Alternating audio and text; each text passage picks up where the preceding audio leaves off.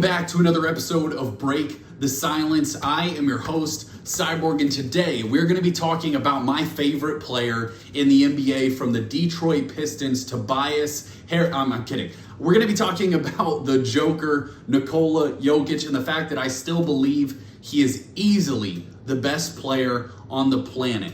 Now, this is not at all to disrespect the season that Shai Gilgeous Alexander just had, winning MVP, winning Finals MVP. I am all about uplifting this game and the players in this league, especially when they deserve to be uplifted. So not at all am I trying to downplay Shai Gilgeous Alexander. I just believe that Nikola Jokic is that great. I think he will easily be in conversations for the top 10 NBA players of all time when his career is all said and done. And I think right now he's hovering right around the top 13, 14 range. We're going to discuss that because Bleacher Report had him as the 17th best NBA player of all time.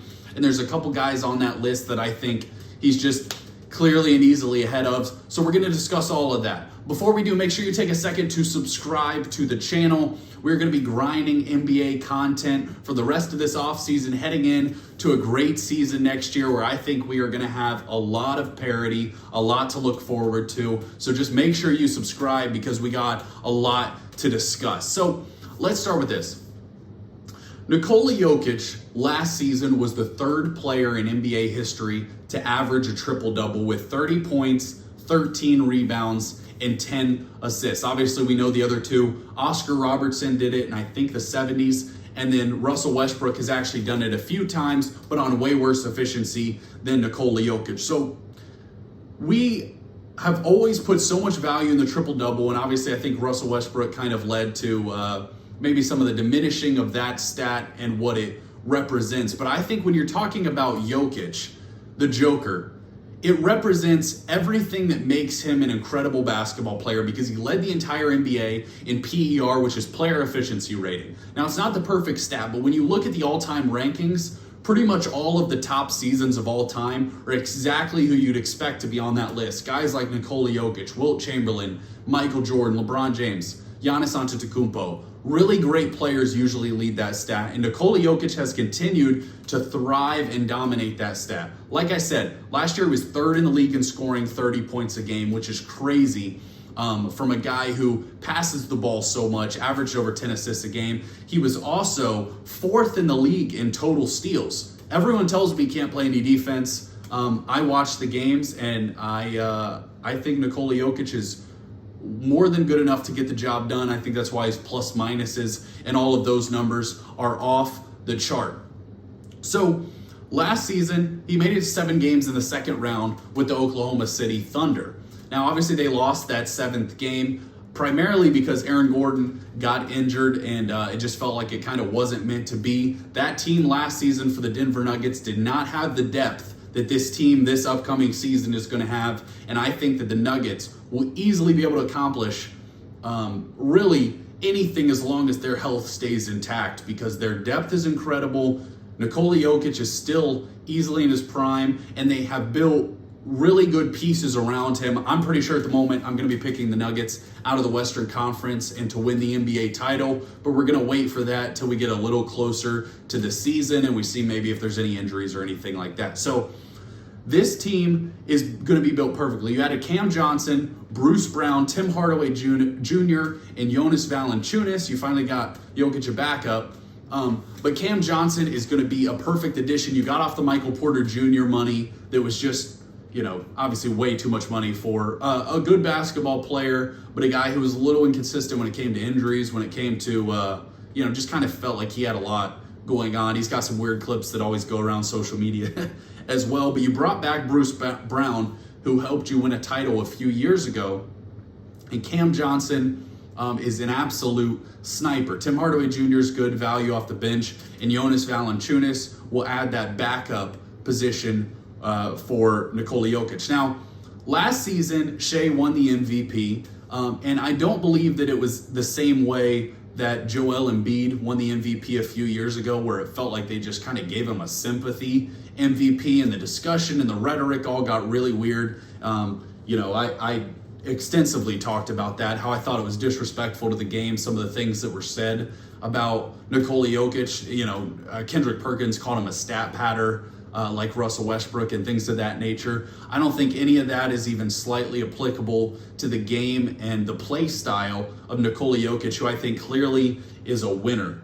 It makes his teammates better all around him. So I don't want to, completely diminish what Shai accomplished last year, winning the MVP. Obviously, he averaged 33 points a game, 6 assists, 5 rebounds. So he was an awesome season for Shai Gilgeous Alexander. I just think that Nikola Jokic was a little better. And the discussion that's always had in the media is, can you give Nikola Jokic another MVP? Can you continue to give the same player MVPs because guys like Jordan didn't win it every year? LeBron didn't win it every year. Kobe only has one MVP for his entire career.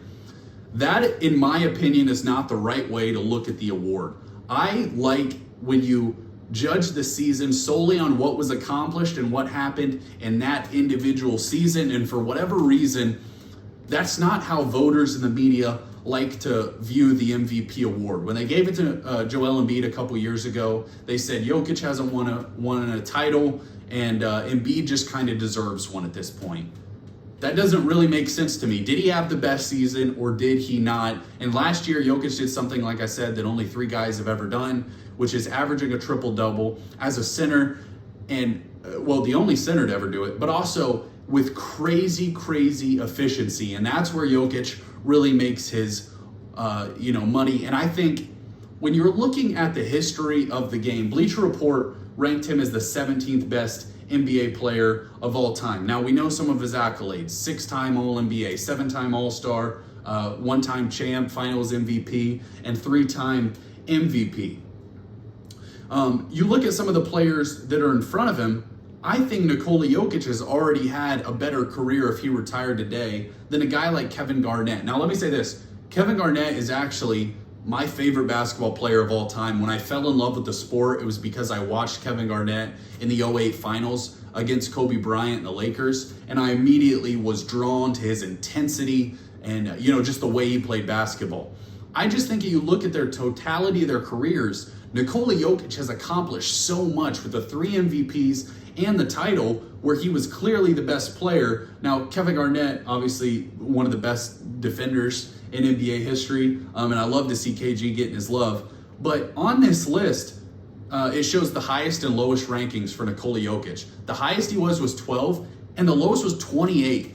What voter voted Nikola Jokic as the 28th best basketball player in NBA history? That is just simply outrageous to me. And I think once he wins another, I think he has a good chance to win another title this year. But we wins another MVP, you're going to stop being able to have, arguments that kind of downplay this guy. Because regardless of what he's accomplished, it still feels like the media doesn't fully give him his credit. They're always looking for the next guy to kind of take the mantle from him, when I think Jokic has done enough to hold on to that for now. And that's how I a lot of times view who's the best player in a particular sport. I think that you have to accomplish things on a multi-year basis to really take grasp or control of, best player alive. Because I put a lot of importance, and I think that when you're talking about the sport and when you're looking back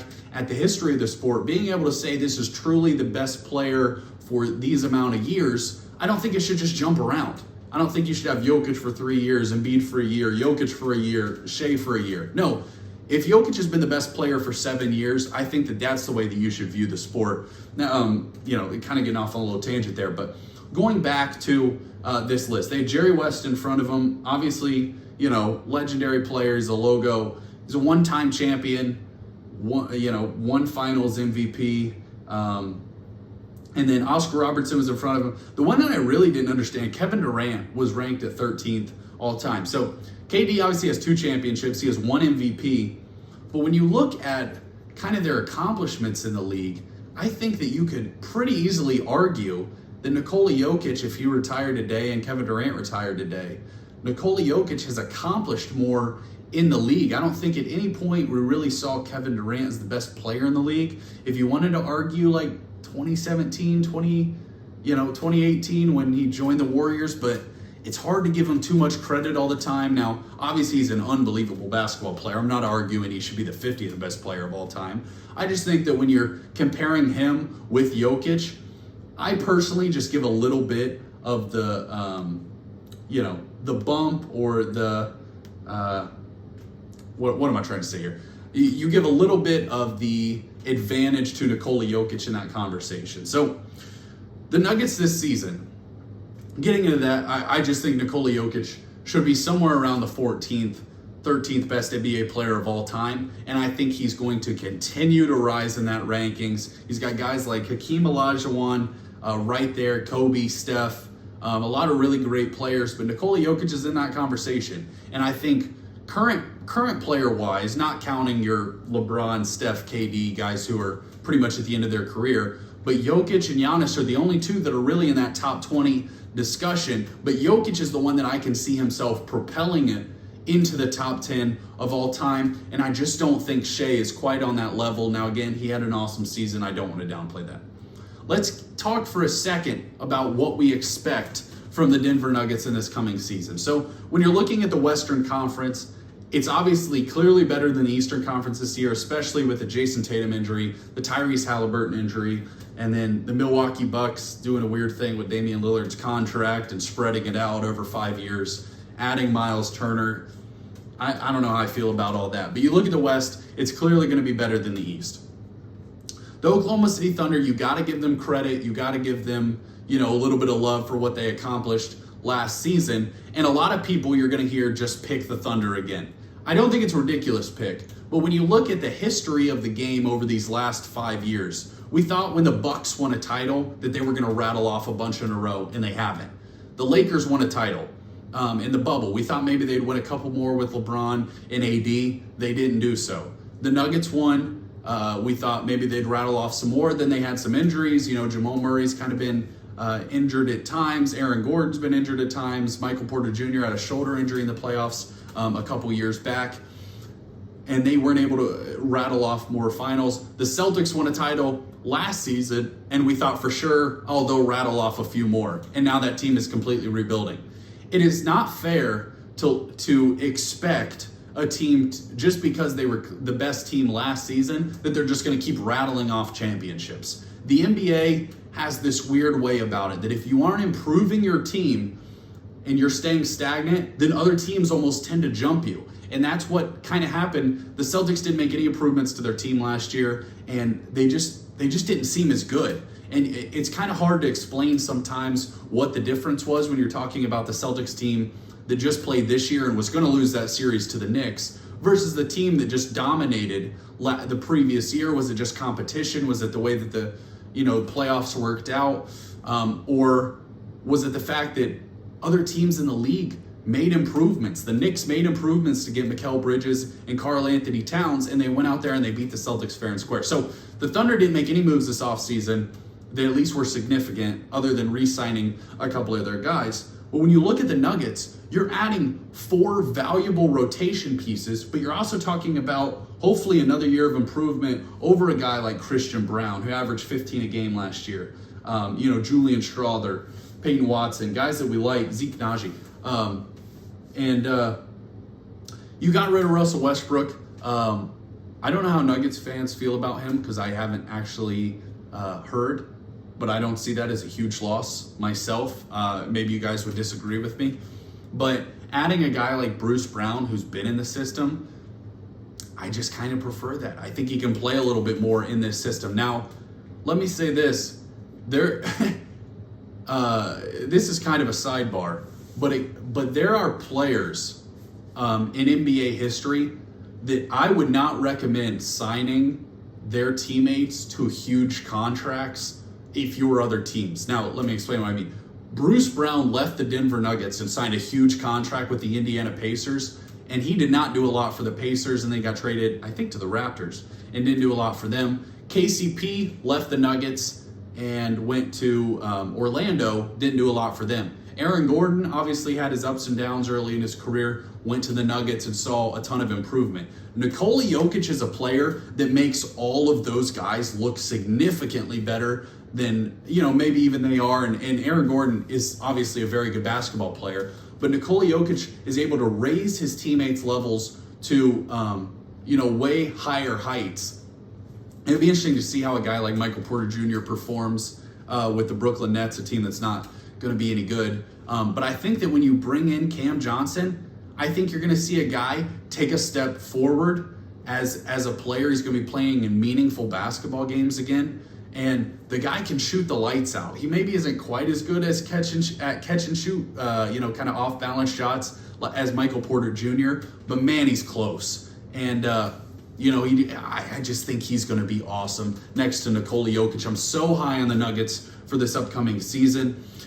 Very curious to see what you all think. Do you still believe that Nikola Jokic is the best player in the NBA like I do? Or you lean in Shai Gilgeous Alexander? I don't think really anyone's going to be on the Giannis train anymore, but at least at the moment, he's still probably 2 or 3, depending on who you ask. It's hard to argue him over Jokic, but very curious what you think. Make sure to comment. Make sure to subscribe. Appreciate y'all watching. Nuggets fans, let's get back into the season. Cyborg out.